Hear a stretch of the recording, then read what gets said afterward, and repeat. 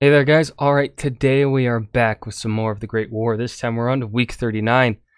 Gas on the Western Front. Baptism of fire for Canada. Canada is finally sending troops onto the front line. I thought they had already started using gas, and it just did not go.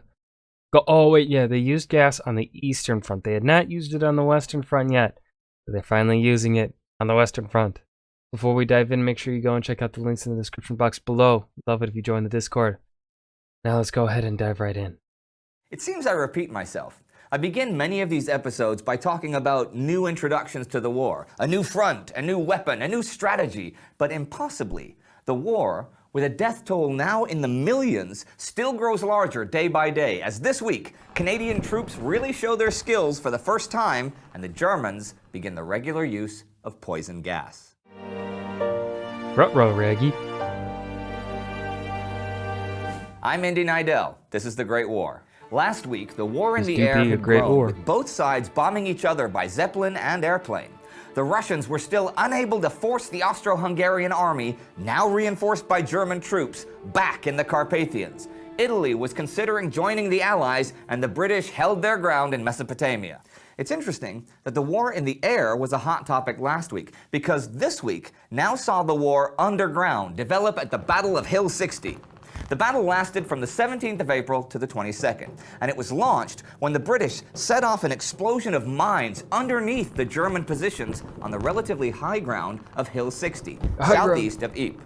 This was actually the first time the British Army had laid mines beneath an enemy position to blow them out of their defenses. The fighting was pretty fierce, but the British managed to capture the hill.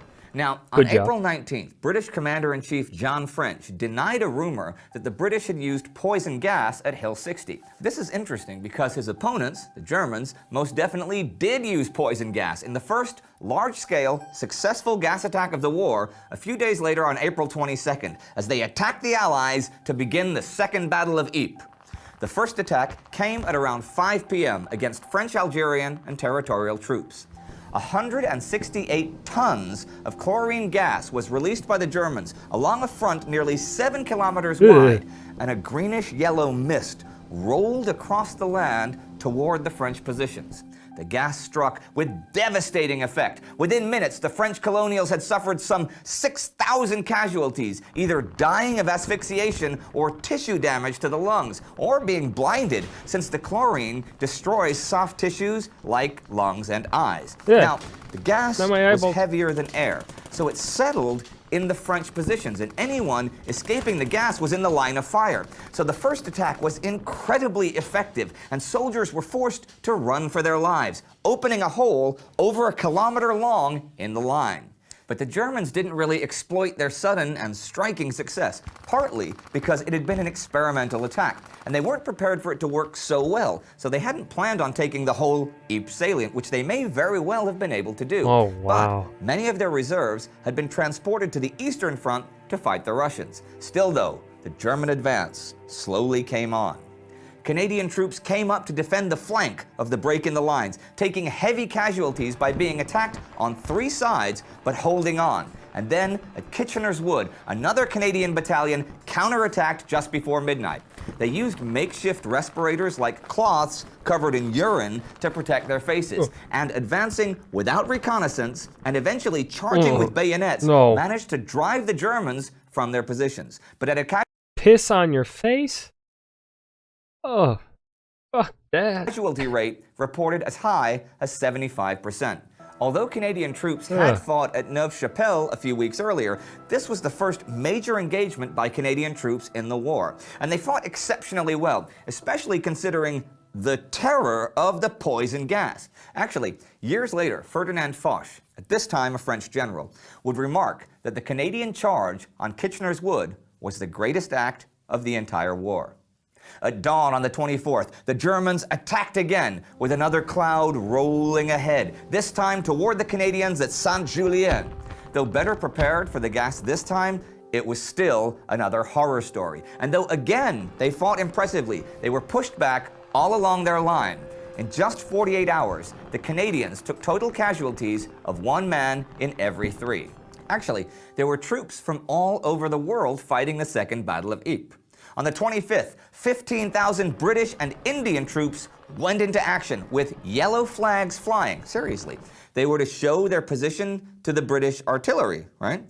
But they also showed it to the Germans. The day earlier, General Smith-Darien had asked Commander French not to order any further attacks because of a disastrous attempt across no man's land where his men were just chopped to pieces, but no dice. The attack went ahead, and when the Germans released gas again, it went haywire, with some French colonial troops shooting their own officers for trying to make them advance into the gas.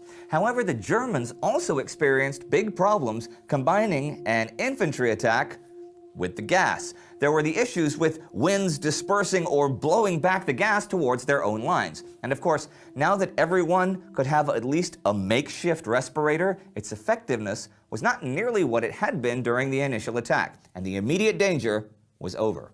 Actually, there were other troops from the far-flung corners of the British Empire gathering this week, expecting to soon see action further to the southeast, where, throughout March and April, Australian and New Zealander forces, Anzacs, were being assembled for an assault on Gallipoli.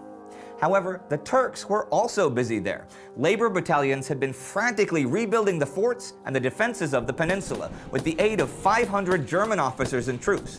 Actually, only 4 of the Ottoman divisions on the peninsula were Ottoman-led. The other 2 had German commanders. Barbed wire was laid where landings might take place. Machine gun nests were installed. When an Allied landing finally happened, it would be no picnic. The Turks weren't the only ones worried about an invasion, though. Throughout the month, Austro-Hungarian Army Chief of Staff Konrad von Hotzendorf was worried about what Italy was going to do. The Italians, who'd had an alliance with Austria and Germany before the war, were now demanding huge chunks of Austrian territory to remain neutral, and were even considering joining the Allies in the struggle. If they did, what would Konrad do, given that as many troops as possible were desperately needed to keep the Russians at bay in the Carpathian Mountains, and the troops he proposed to deploy to a theoretical Italian front would most It's so crazy that we're still only in 1915. We're not even halfway through 1950, I don't think. likely not be enough to hold back an Italian army hundreds of thousands strong. Konrad insisted that only a new combined Austro-German offensive against the Russians could relieve the pressure and allow him to consider the Italian question. Konrad believing that Italian military intervention could decide the war. German Army Chief of Staff Falkenhayn, to Konrad's surprise, agreed and began transferring German troops to the east to prepare for a massive assault. And a smaller assault was underway this week in eastern Anatolia, where Turkish forces surrounded and set siege to the city of Van.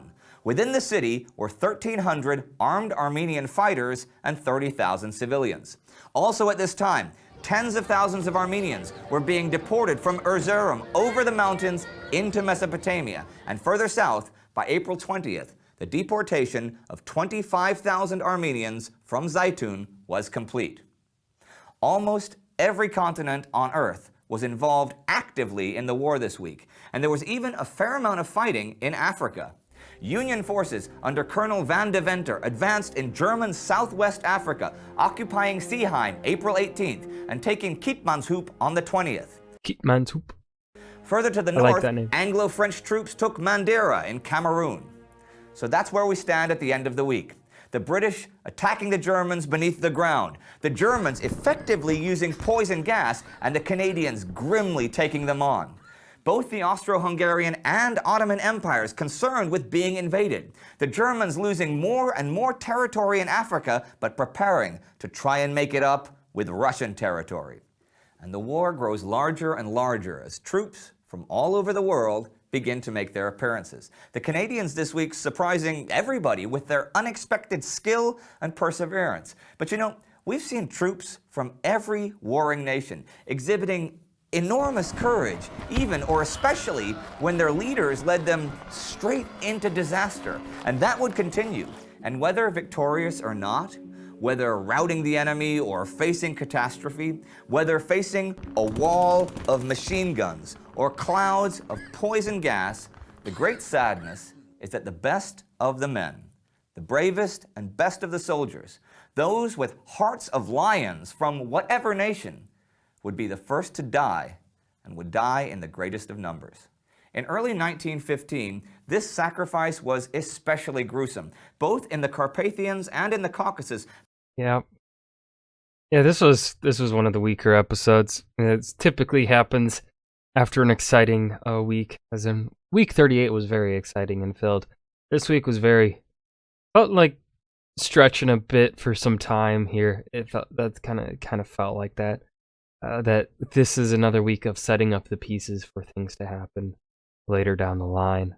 Of course, the gas being used on the Western Front was interesting, but that was within the first 2 minutes of the video, and the last 6 minutes were pretty weak in my opinion. But still doing a great job here. They're doing it week by week. And that was gas on the Western Front. Baptism of fire for Canada. I hope you guys enjoyed. Remember to hit that like button and subscribe for more. And I will see you guys in the next video. Peace.